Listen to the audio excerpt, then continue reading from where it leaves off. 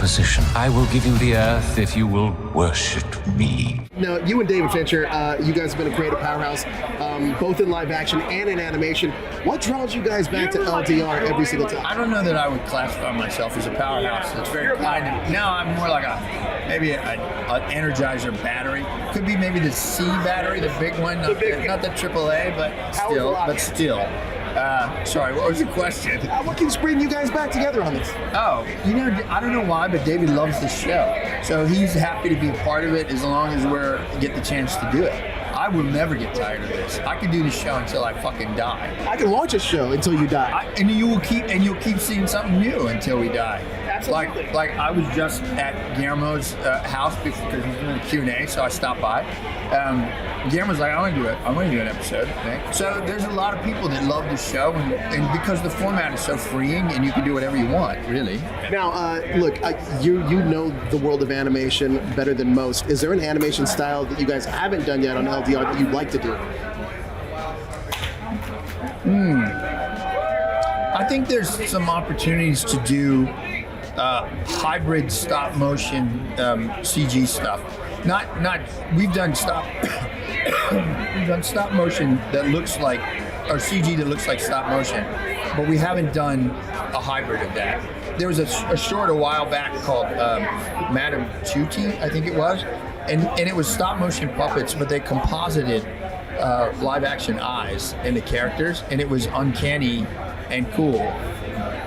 And I think we could do some more shit like that. Interesting. Now, I know that one of your favorite stories was The Drowned Giant, which was in Volume 3, I believe. Are there other stories that you've read, because I know you're an avid reader, are there other stories that you've read where you're like, I need this to be an LDR?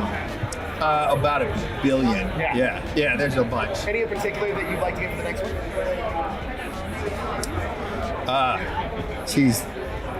I'm still trying to get William Gibson's original Johnny Mnemonic story, because the original short story was so much better than the book. And there's another short story that he wrote with Bruce Sterling called Dogfight. That's in Burning Chrome, I think. And those are the two. I'm a cyberpunk nerd, so those are the two I'd like to do. It'd be so awesome. There it is. Back there. Now, the last question I have for you is that I know that you're a big comic book fan, at least you were growing up. Ryan, still am. Ryan said that he wanted to do a Deadpool and X-Men team-up film. To me, that sounds like X-Force, but is that a film that you would be interested in directing? Deadpool. The X-Men are what got me into comic books. It was X-Men 94 and 95 when Chris Claremont took over, and that got me back into it. So, yes, I would love to do an X-Men movie, and I had one in development at Fox, X-Men 143, which was Kitty Pryde story set on Christmas Eve. It's Home Alone meets Alien. It was fucking great. Oh, man. But unfortunately, you can't, like at Fox, you could have done it, but now you have to wait till they have to do a big X-Men movie, and then before you can get to like smaller stories. I mean, Disney Plus did that Guardians of the Galaxy short, so maybe we can get that X-Men story. Maybe Ryan and I should do an animated Deadpool, like Spider-Verse version of that. Please do. Yes, I think it could happen. Thank you so much for your time, man. I appreciate it. Hey, Emily, how are you? Hey, I'm good. How are you doing? I'm doing fantastic. Congratulations on LDR's Volume 4, which is incredible. Now, you brought a Messianic cat to life in a world of darkness and mysticism. What was it like? What was the inspiration behind that? The inspiration was the short story by Siobhan Carroll, but actually my pet dog passed away just before I sorry to hear that. made the short, so it's dedicated to my dog Georgie. Oh, that's cute though. Now tell us the style of animation that is featured in your short. Yeah, it's toon shaded CG, but it's made to look like it's etched or comic book style. Now, LDR keeps pushing the realms of what animation is. What style of animation that hasn't been done in LDR yet would you like to see done? Oh, I think a lot of styles have been done, but I'd love to see more stop motion. Oh, that's Yeah. amazing. That's amazing. Yeah. Now, in LDR, I feel like you guys get a chance to kind of build your own cinematic universe in such a short amount of time. Luckily, you had a blueprint with a short story, but can you talk about building that universe around you in such a short amount of time? Can you repeat the question? Yeah, sorry, just building there's because each episode is like its own cinematic universe in such a short amount of time that you have runtime. Can you talk about building that in just a short amount of time?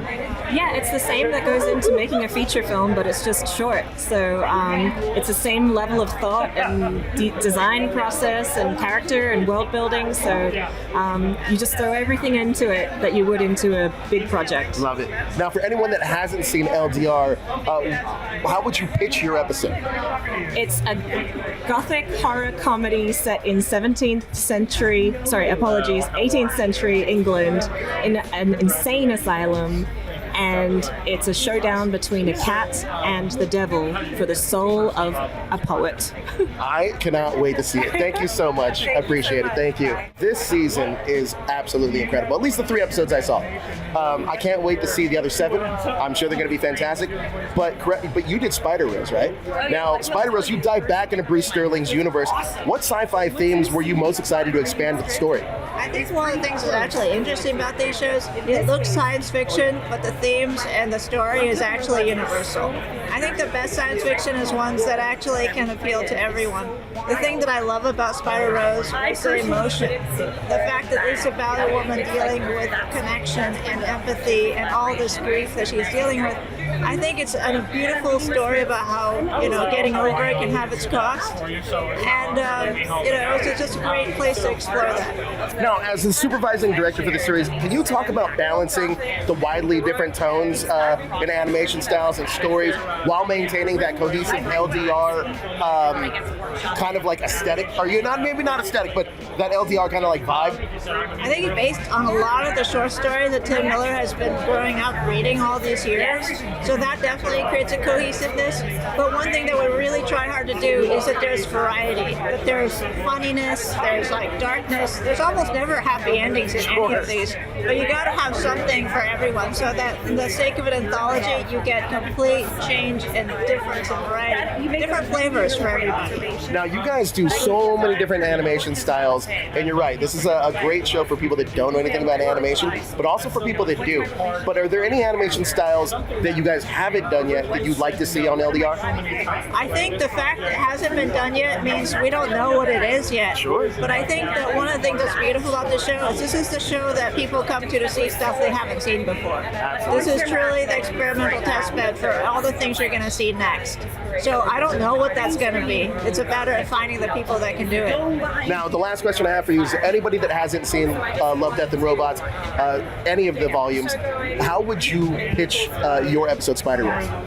A woman dealing with grief in zero gravity space. I love it. I love it. Thank you so much for your time. We appreciate it.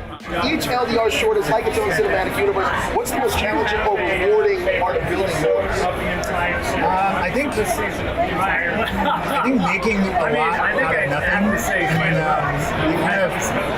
we kind of established the universe, the miniverse in the first episode. And so, like, kind of overcoming the challenges and understanding how to craft for that with the story, we were able to use all that in the sequel. And so, going into it, it was way easier in being able to craft the story and like the action and know what works with it. So folks that are involved in the past volume, how does the series continue to evolve the limits of ScreenRant? I mean, I think, that is a great question. I feel like, creative freedom. Like, they really just kind of let us do what we want. Like, once we pitch the story and the story's right, then it's just kind of like off to the races. And I think, which is dangerous. It's scary. I mean, the fact that they're doing it is like pretty ballsy and pretty gutsy. But they kind of have embraced the kind of independent thinking, and they take risks, which I think is the most exciting part. There's a volume 5. What do you want to take for the next movie? It's got to be a trilogy. Yeah. We're thinking maybe a rom-com. Mini rom-com could be good. Really tight drama. It's just dialogue or mini courtroom drama. Amazing. Thank you guys so much for your time. Appreciate it. I love this series. It's so cool. Like, I think it pushes not just the edge of animation, but it actually makes you think. Like, each one of these episodes. Now, your episode revolves around world-dominating cats. How did you come up with something so offbeat and hilarious? I mean, these are based on John Scalzi's stories. So the same guy who wrote a bunch of previous episodes, including Three Robots, one of the iconic ones, and he had a bunch of short stories that we, had the option to try. This was one that. On paper, it's a bit of a mystery as to what's actually happening. It's written from a cat's perspective, but you don't really know it as you read it. How to translate that into something visual was a nice, interesting challenge. I love John Scalzi is an amazing writer. Everything he does is funny. So I just, loved it. I was on board right away as soon as that became an option. Is there a style of animation that you'd like to do in a Volume 5 that you haven't done yet? I mean, I've been on. With my old Disney stuff and things I've been experimenting with, real-time and non-photoreal has always been my passion. And on future projects, we're doing, versions of that. Yeah. Well, we can't wait. Thank you so much for your time, man. Appreciate it. Thank you. LDR is famous for pushing performance through animation. Can you talk about your approach to acting for characters in these heightened, surreal worlds? I honestly approach it the same. I don't do anything different.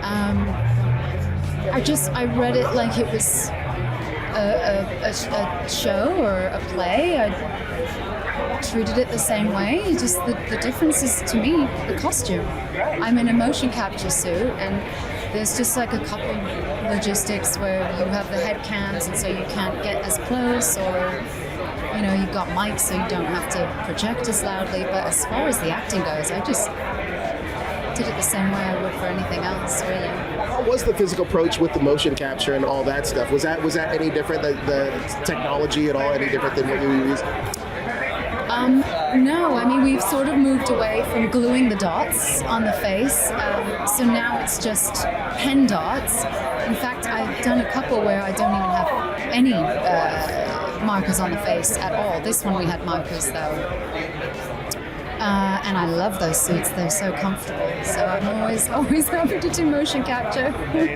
Now, look, Love, Death, Robots characters often carry deep emotional weight, despite brief screen time. Can you talk about tapping into that character and conveying that emotion so quickly? Because those episodes are very quick. As far as the vulnerability and emotion aspect, yeah. So I'm saying the same thing apparently to everybody. It was just a coincidence that, I was acting with this little doll, like this stuffed animal, and it was just a coincidence that right before the shoot, my little three-legged cat named Valentine had passed away in like a horrific, awful, unexpected way. Yeah, it's okay. And so Jennifer really helped me tap into that, and once she saw that I was definitely available, she pushed it even further, which I'm grateful for, because I'm hoping we got a really genuine performance out of that. I was in a really sort of vulnerable place. Have you seen it back since? I haven't seen it. No, tonight's the night. Tonight's the night on a fantastic screen. I don't think there's a better way to see it. Well, look, enjoy your night. Thank you so much for your time. Amazing. Thank you. So much. What an incredible series, right? I've only seen the first 3 episodes. 400 Boys was one of them. Yes, you saw it. I did. It's fantastic. Now, when you first read the script for your short, what was your initial reaction to the scope and the, general weirdness? Oh my gosh, when I first, so I'm an actress and a producer. I read a ton of scripts.